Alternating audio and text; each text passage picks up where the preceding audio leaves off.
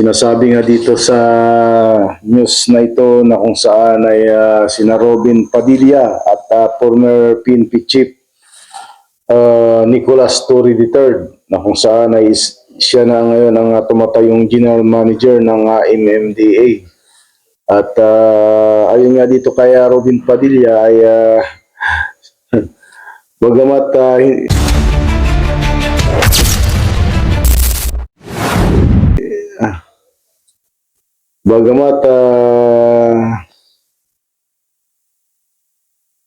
bagamat aso ang tingin nyo sa aming dalawa dahil sa aming loyalty sa aming mga amo, hindi ibig sabihin na aso rin ang ugali namin.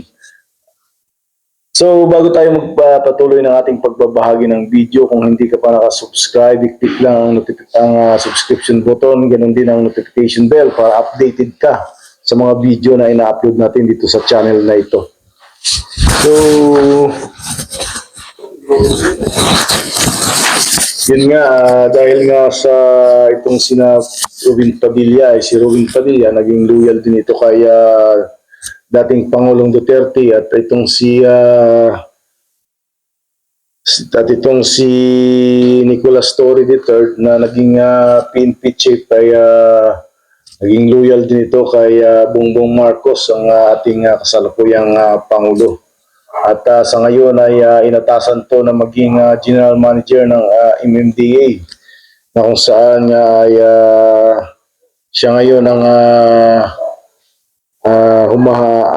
namumuno sa ahensya na ito. Na ito, basahin natin dito yung nakasulat dito. Senator Robin Padilla answered those who allegedly asked why they are greeting and talking with former PNP chief and MMDA General Manager Nicolas Torre III in a gathering in Quezon City. King Priam told Achilles in the movie, Troy, even enemies can show respect, the senator said in his social media post. Pahambihira talaga, bagamat aso ang tingin nyo sa aming dalawa dahil sa aming loyalty sa aming mga amo, hindi ibig sabihin na aso rin ang ugali namin. So may mga comment dito yung mga netizen, basahin po natin ito, no? Looks like someone is going to abandon ship in preparation for the next election, and that's not Tory. Tama ka dyan, Sir Robin. Sagutin kita, Robin. Sabi naman ni Thor sa Vinland Saga, you don't have enemies. Pinagbati sila ni Cesar Millan. These are two best in boxing match exhibition I beat with Tory. Si Robin lang naman, mas okay yun kahit ibas ka, matalo ka.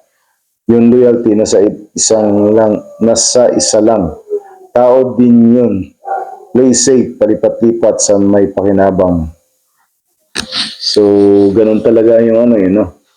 So, para naman sa akin, si Robin Padilla, nagiging loyal ito kay Duterte. Yun ang pagkakaalam natin, di ba? At ito namang si dating PNP Chief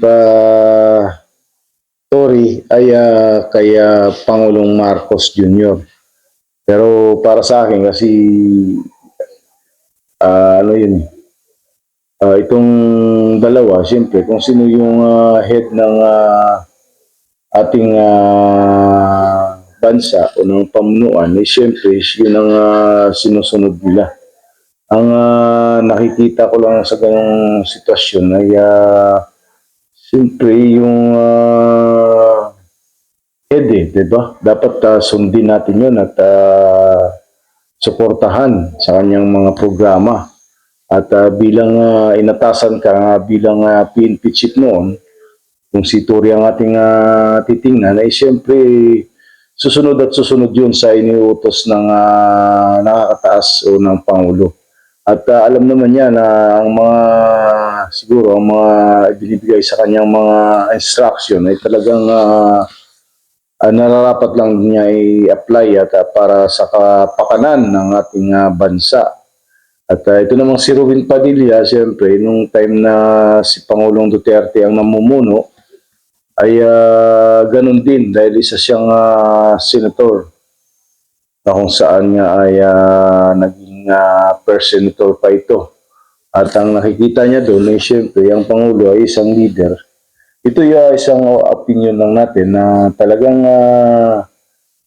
kung alam natin na hindi naman nakakasama yung mga ginagawa ng ating leader o ating pamunuan, ay talagang susuportahan natin at magiging ibigay natin yung loyalty natin para naman maipakita natin na talagang ginagawa natin yung ating tungkulin sa pamamagitan ng pagsuporta sa kung ano mang mayroong programa ang ating ang Pangulo kung sino man ang kanilang sinusundan. So sa bagay na ito talagang nag-iisip din ng ilan na parang aso daw na sunod-sunuran. Ibang klase yun mag-isip pag ganun eh. Pero sa akin walang mali dun sa ginagawa ng dalawang taong ito, sina Tory at Robin Padilla. So may mga komento pa rito, magbasa pa tayo ng komento, no? Mas okay yun kahit ibas ka, matalo ka, yun loyalty. Nasa isa lang tao, di yun safe. Palipat-lipat, san may pakinabang. O itong sinasabi ng ating nag-comment na ito, yung palipat-lipat daw. Yun ang hindi, para sa akin, hindi nga din maganda yung ganun, di ba? Parang kung saan ka may pakinabang, doon ka, parang mas, ano yun, mas parang hindi maganda tingnan yung ganun. Hala, galit mga didilis kay Tory, bakit nasa ibang frame namin? Di ba yung nag-arrest ay si Tory doon sa inyong amo? Hala, palagay ko hindi fanatic si Tory, may dignidad. Kahit saang anggulo sipatin ng fanatism ay masamang behavior. Yun nga no? Yun ang ano dito eh. Kasi para sa akin nga, sumusunod lang siya sa ipinag-utos ng nakakataas sa kanya, kaya niya nagagawa yung ganung bagay. At hindi yun na dahilan para pag-isipan siya na parang sunod-sunuran na sabi nga dito ay asong sunod-sunuran. So, siyempre, ano yun eh, nakakataas sa kanya, leader yun eh. Kung mali naman siguro, kung alam naman niya na mali ang ibinibigay sa kanyang instruction, susundin ba? Siguro naman, hindi naman niya susundin yun at talagang mag-uupos ito at magpapaliwanag ng kanyang side o kung bakit siya tumanggi. So, yung mga ginagawa ni Tory o nitong si Robin Padilla ay talagang sumusunod lang sila sa nakakataas. At kahit sino naman siguro ang maging leader, ay ganun din ang kanilang gagawin. So, ano no, ituloy natin ang pagbabasa ng mga message dito o ng mga komento ng ating mga kababayan. Don't bark back when someone barking you. Please pray for him. The best answer na narinig ko. Di nga ba? Reality is same level in the society equals same treatment in the same level. Robin talaga ho. Nakasloob mo magsabi na kanya-kanyang amo, ang mga amo mo ay taong bayan na nagluklok sa iyo sa pwesto, hindi yung nilang go, mamamatay tao. Hindi maintindihan to. Be civil, yun lang yun. Tama ka, idol, madami lang naiinggit.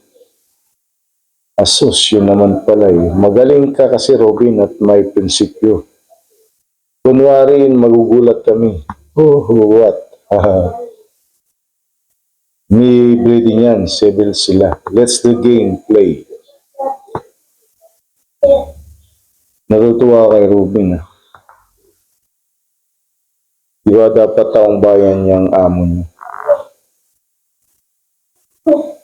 Itong sinasabi na to na taong bayan ang amo niya. Kaya, oo.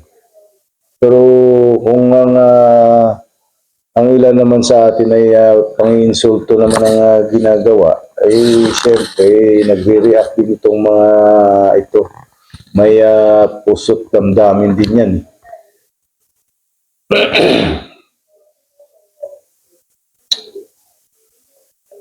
Hirap ng politikong may amo, sunod-sunuran, sana lang pag ganyan, no? Ito bakit, ano no, politikong may amo, sunod-sunuran. Parang ibang ano nila eh, ang interpretasyon nila sa ganong pagpapakita ng ganong. Tulad, inuulit-ulit kong sabihin na talagang ginagawa nila yan, yung pagsunod, dahil nga sila yung nasa ulo eh. So kung saan yung ulo, yung gitna at ang buntot yan, susunod talaga yan. Siyempre, at kung alam naman nila siguro na hindi tama, ay hindi naman yan aayon. Sa salungat at sa salungat din siguro yan. So, yun lamang po at kung nais mong magpahayag ng iyong komento o reaction o opinion, comment lang sa video mismo na ito. Hanggang sa muli po, maraming salamat. Mabuhay po kayo and God bless po sa ating lahat.